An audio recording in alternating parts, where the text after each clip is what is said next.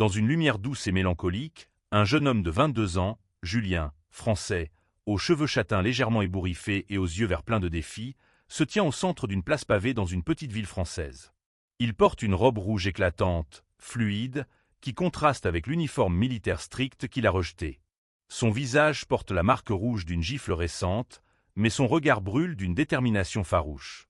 À ses côtés, Héloïse, une femme transgenre française de 25 ans, à la peau claire et aux longs cheveux noirs, pose une main réconfortante sur son épaule, son expression mêlant compassion et force. En arrière-plan, un père en uniforme militaire, la cinquantaine, visage dur et marqué par la colère, se tient entouré de soldats au regard partagé entre choc et curiosité. La scène, baignée dans les tons chauds d'un crépuscule, capture la tension dramatique et la résilience des personnages face à l'adversité, dans une ambiance réaliste et profondément émouvante.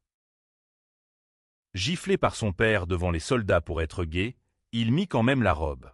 Sous un ciel lourd de nuages gris, la place centrale de Saint-Émilion vibrait d'une tension palpable.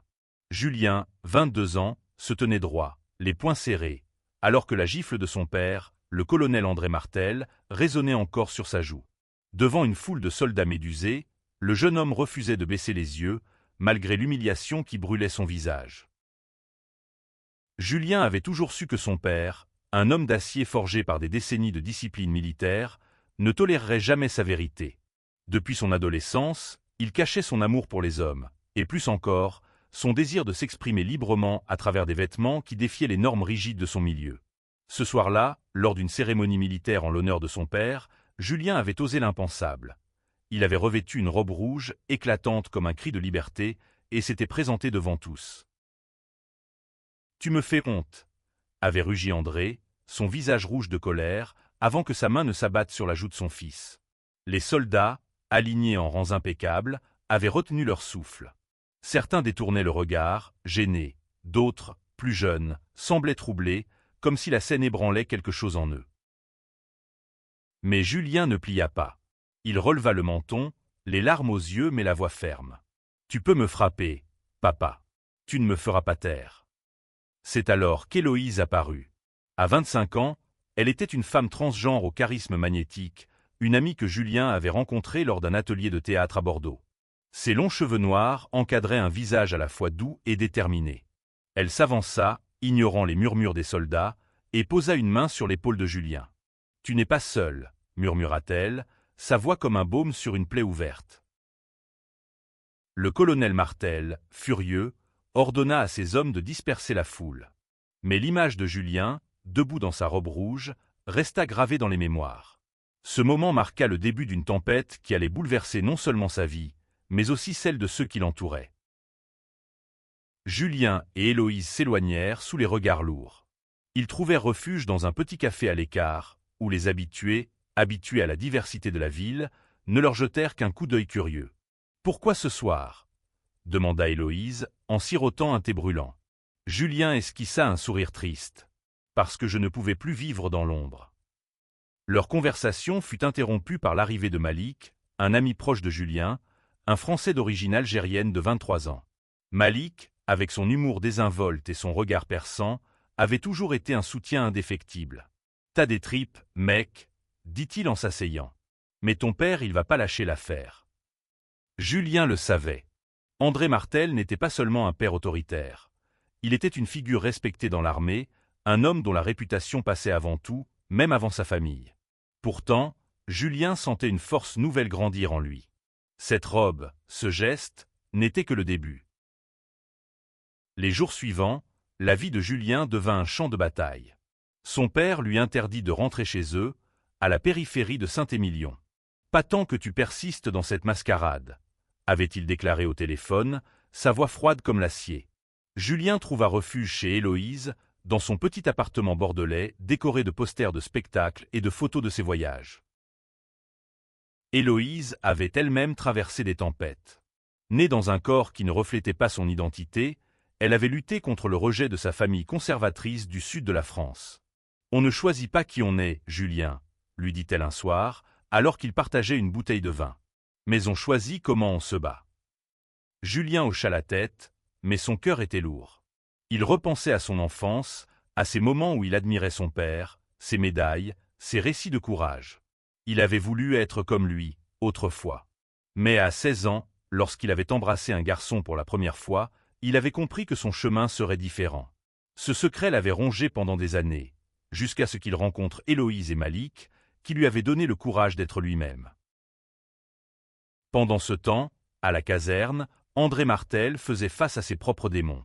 Ses collègues, bien que loyaux, murmuraient dans son dos. Certains voyaient l'acte de Julien comme une rébellion juvénile. D'autres, plus progressistes, questionnaient l'attitude du colonel. André, lui, était déchiré. Il aimait son fils, mais il ne pouvait accepter ce qu'il considérait comme une trahison des valeurs qu'il chérissait. Un soir, André reçut la visite de Claire, une psychologue de l'armée, une femme française de 40 ans, connue pour son empathie et sa droiture. « Colonel, votre fils n'est pas votre ennemi », dit-elle calmement. Il essaie juste de vivre sa vérité. André balaya ces mots d'un geste, mais au fond de lui, une fissure commençait à se former. Julien, Héloïse et Malik décidèrent de transformer leur douleur en action. Ils rejoignirent une association LGBT locale, organisant des ateliers pour les jeunes en quête d'identité. Julien, avec son charisme naturel, devint vite une figure d'inspiration. Il parlait de sa gifle, de sa robe, de son refus de se plier. « La liberté, c'est oser être soi, même quand le monde vous dit non », répétait-il. Mais la pression montait. Des rumeurs circulaient dans la ville. André envisageait de couper tout contact avec son fils, et certains soldats, loyaux au colonel, harcelaient Julien en ligne. Une nuit, des graffitis insultants apparurent sur le mur de l'appartement d'Héloïse. Julien, furieux, voulut riposter, mais Héloïse le retint. « On ne gagne pas en devenant comme eux », dit-elle.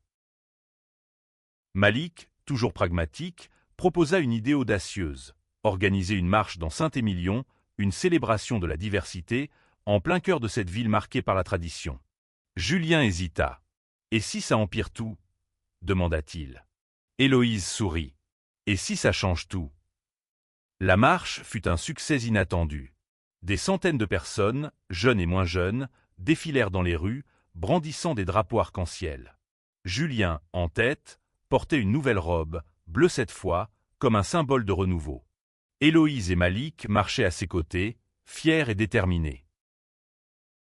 Mais le colonel Martel, informé par ses hommes, apparut sur la place centrale, son uniforme impeccable contrastant avec la foule colorée. « Julien !» cria-t-il, sa voix tremblante de rage et de douleur. La foule s'écarta, et père et fils se retrouvèrent face à face. « Pourquoi fais-tu ça ?» demanda André, les yeux brillants. Julien, le cœur battant, répondit « Parce que je veux vivre, papa. Pas survivre. » Pour la première fois, André sembla vaciller. Claire, la psychologue, qui observait la scène, s'approcha discrètement du colonel. « Écoutez-le, André. Juste une fois. » Les semaines qui suivirent furent marquées par un silence oppressant. André refusait de parler à Julien, mais il ne pouvait ignorer les échos de la marche. Les médias locaux en parlaient, et même certains de ces soldats, touchés par le courage de Julien, commençaient à remettre en question les préjugés qu'ils avaient intériorisés. Julien, de son côté, luttait avec ses propres doutes. Il aimait son père, malgré tout. Une nuit, seul dans l'appartement d'Héloïse, il écrivit une lettre qu'il n'envoya jamais, confessant sa douleur et son espoir d'une réconciliation. Héloïse, toujours à l'écoute, lui proposa une idée, inviter André à un spectacle qu'il préparait avec l'association, une pièce sur l'acceptation de soi. Julien accepta, mais sans grand espoir. Le soir du spectacle, la salle était comble. Julien jouait un rôle inspiré de sa propre vie, celui d'un jeune homme en quête de liberté face à un monde rigide. Héloïse, en coulisses, veillait sur lui comme une grande sœur. Malik, dans le public, encourageait bruyamment. À la surprise de tous, André apparut dans la salle, vêtu d'un costume civil, loin de son uniforme habituel. Il s'assit au fond, le visage fermé.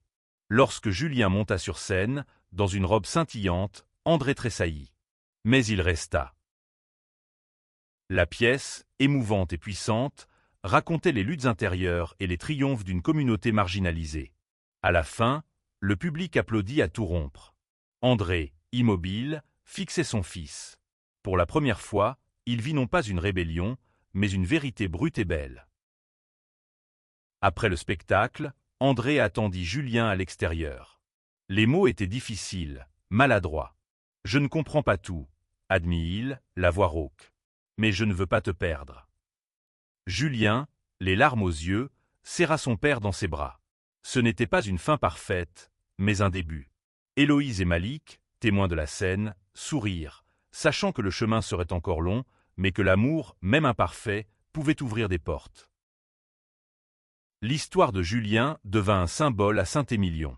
La robe rouge, celle qu'il avait portée ce soir fatidique, fut exposée dans une galerie locale, accompagnée d'un message « Soyez vous-même, même quand le monde vous gifle ». Et dans les rues de la ville, on commença à voir plus de couleurs, plus de liberté, plus d'espoir.